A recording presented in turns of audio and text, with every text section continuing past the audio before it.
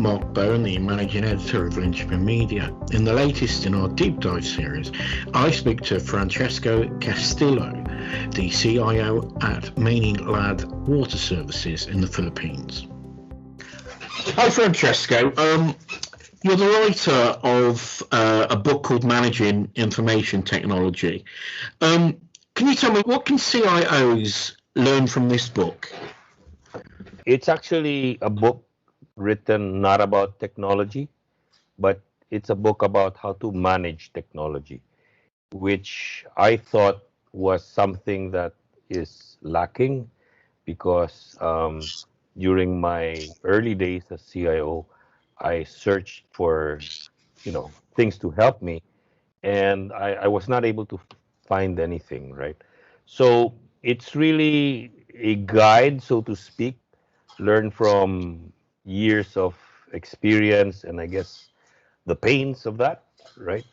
In terms of how do you manage a technology organization and how to at least minimize the risk and maximize the success of it, right? So it really talks about organization, structure, it talks about governance, it talks about how to manage IT operations and how to manage IT projects, So that's what it's all about.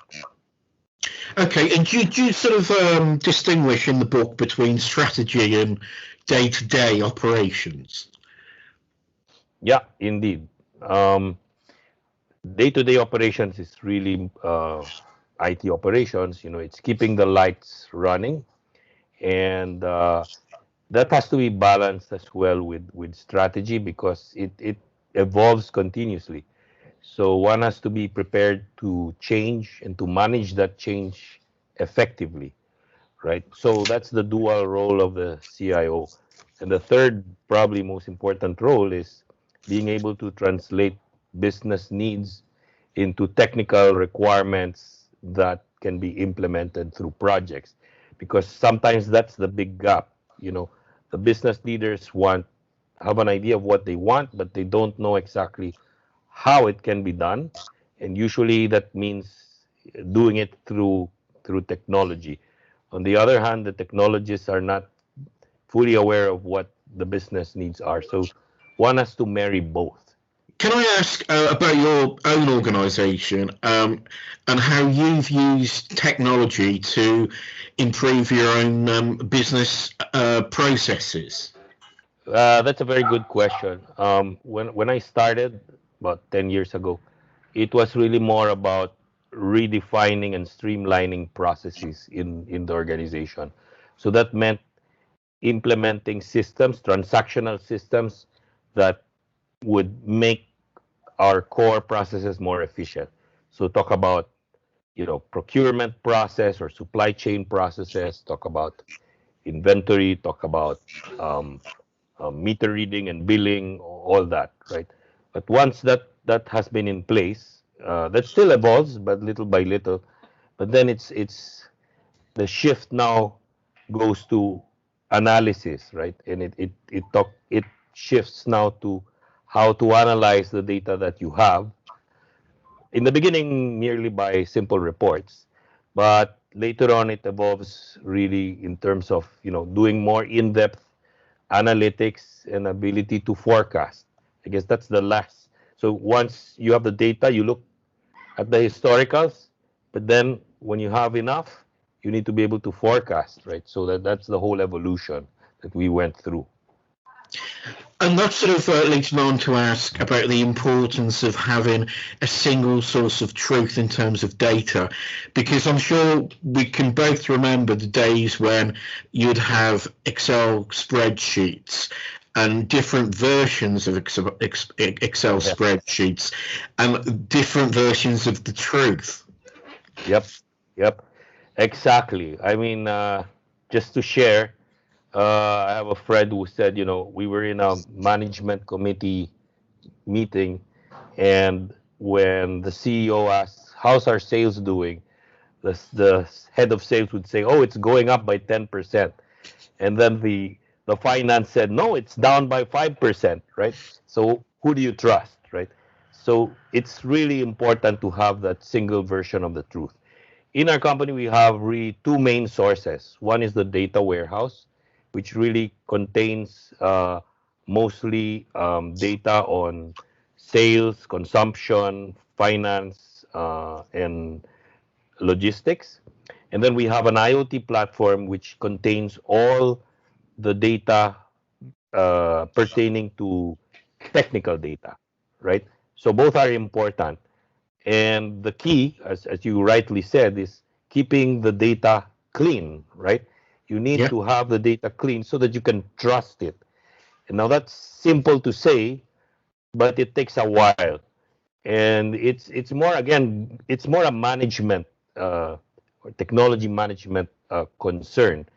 It's all about having people responsible for the data, having a buy-in in terms of their role, and making sure that, when they validate the data, that means that the data there that is loaded is good. And from there you can, build whatever you want. That's the essential. Okay, great. Can I ask you, your organisation, you operate an integrated IT and OT setup, don't you? Yes, that's true. How does that work? Okay, well, it sort of happened by accident, to be honest. I wish I could say it was better planned, but you see, I had in a previous life, I had the experience in OT. I worked at the plant, so I had experience with plant automation, and when our plants, because we have a lot of plants, we have more than 200 plants all over. Um, in fact, we service about, just to give you an idea, we service 9 million people in our concession area. Yeah, so it's a pretty big outfit. So we have water treatment plants, sewage treatment, we have them all over. And there was a void in terms of who is in charge of the automation of these plants. Because during that time, they were starting to get all fully automated, right? So I was sort of volunteered for the work, right? So my boss said, okay, you have the experience, you do it, right? So that's really when it started. Now, looking back, I think there's huge advantages by having an integrated IT and OT.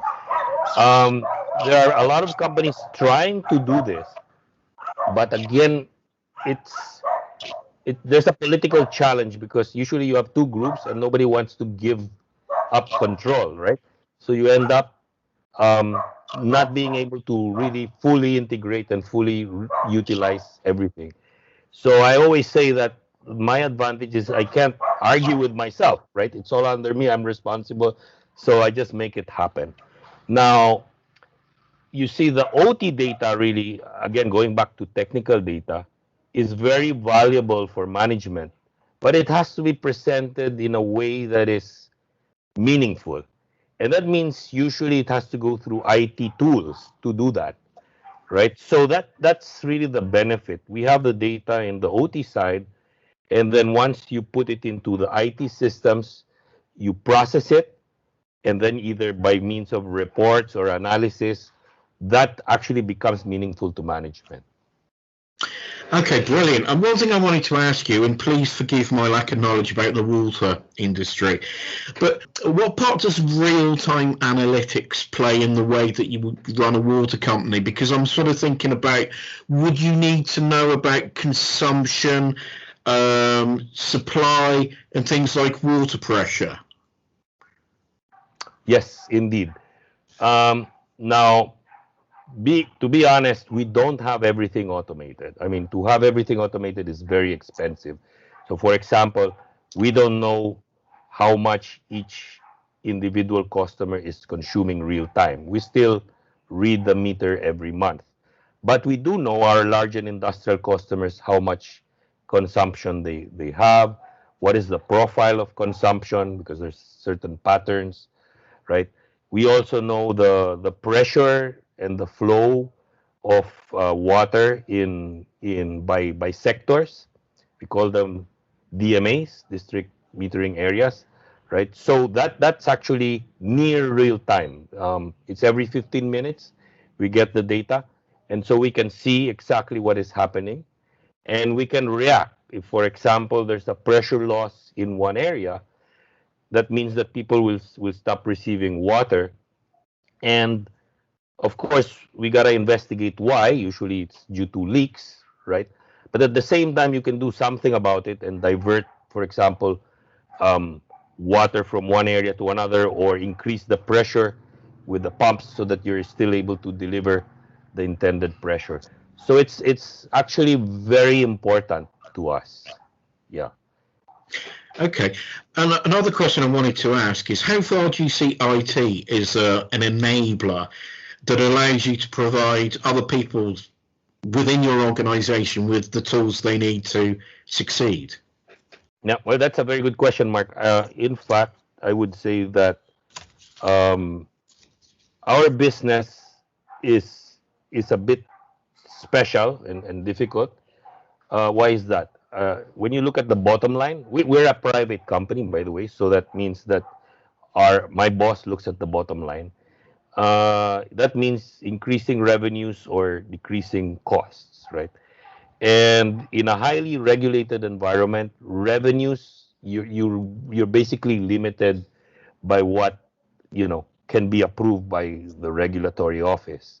So you're left with costs, right? And bringing down costs is not so simple. In the beginning, you have uh, you have things within easy grasp that you can do to improve, right?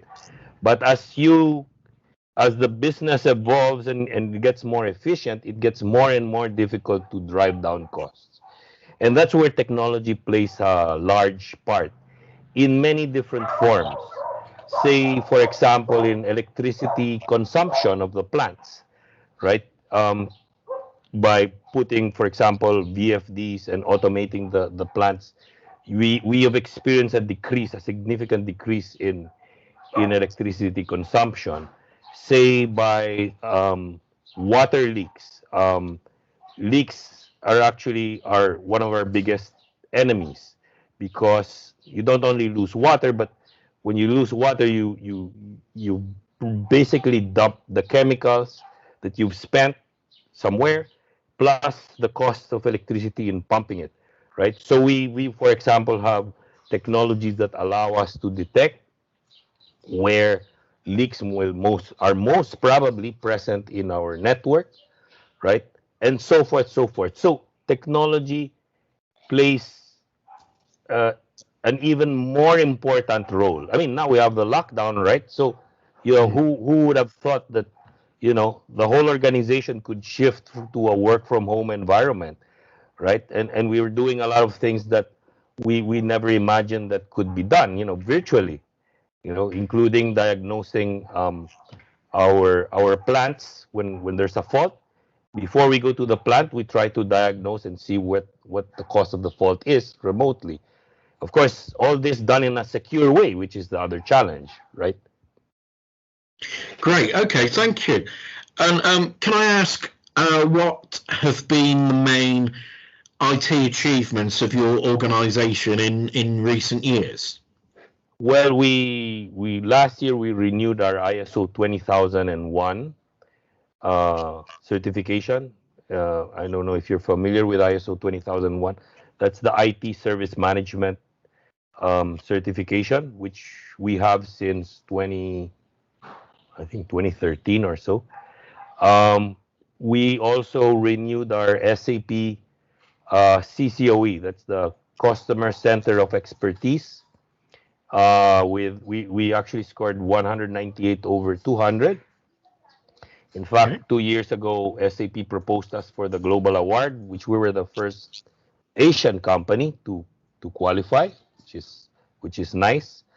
I think we're the only one in the Philippines who has this SAP CCOE recognition. We also won this award last year. It's called the Philippine Enterprise Innovation Award. And that was mainly due to this effort that we did in terms of doing what we call factory acceptance test of the plants um, remotely, virtually, like we're doing today. Plus, we actually built a digital twin of the plant so that before we actually put the control systems in the plant, we can emulate it and see if something is wrong. And that usually, we catch 99% of the bugs during that time, you know. So it's actually something that we planned but got accelerated precisely because of this lockdown, right? Okay. And just looking ahead, what technologies are you going to be looking to invest in? Well, one obvious choice is security. uh, I think it's, IT security is a cat and mouse game. It never ends, and you have to continuously invest, continuously renew, and stay updated, because what was good 2 years ago is no longer valid today. Of course, we will continue investing in automating our plants, because that's the core of our business. And when I say automating, of course, it's also hooking it up to our IoT platform. So our IoT platform is just growing and growing. Every time we have a new facility, we put it in. And then, as I mentioned, now we have 10 years almost of good historical data. So we've initiated a number of data analytics projects. The idea there is looking at the history. Can we now forecast what is going to happen? So I'll give you an example so you could understand. Um, a lot of our business depends actually on the condition of weather, right? So for example, last year we had a very big typhoon that within hours, dumped a whole lot of rain in our catchment area. So that's good in terms of water level, but it's very bad in terms of turbidity, because it eroded a lot of the soil and we had turbidity. So for example, one case study that we're developing is how to predict incidences of high turbidity by knowing, the weather prediction, so that we're ready with the people, we're ready with the chemicals, right? We're ready with the advisories to our customers that this may happen, right? Another example is being able to better predict our demand of water. So there are patterns, there's certain seasonalities, and what we before had sort of in an intuitive way.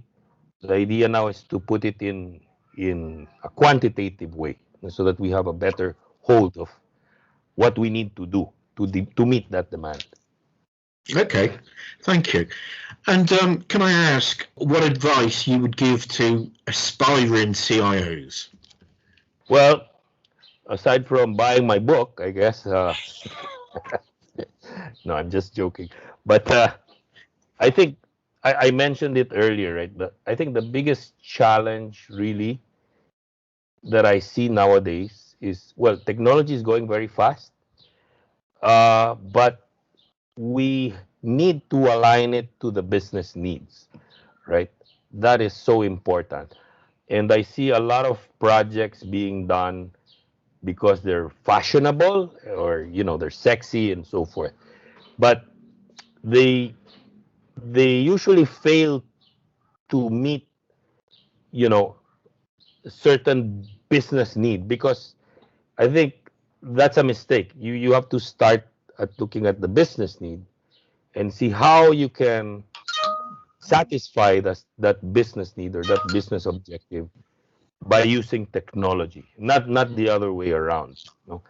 And that is not always apparent. It takes a lot of conversation, it takes a lot of exploration in terms of understanding really what is really the challenge to our business leaders, and then coming up with, say, hey, look, this is actually what you need. So that's my probably my most important advice to aspiring CIOs. Have really one ear always on the business. They actually know what they want.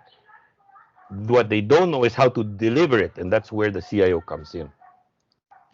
Okay, Francesco, thank you very much for your time. Thank you, Mark.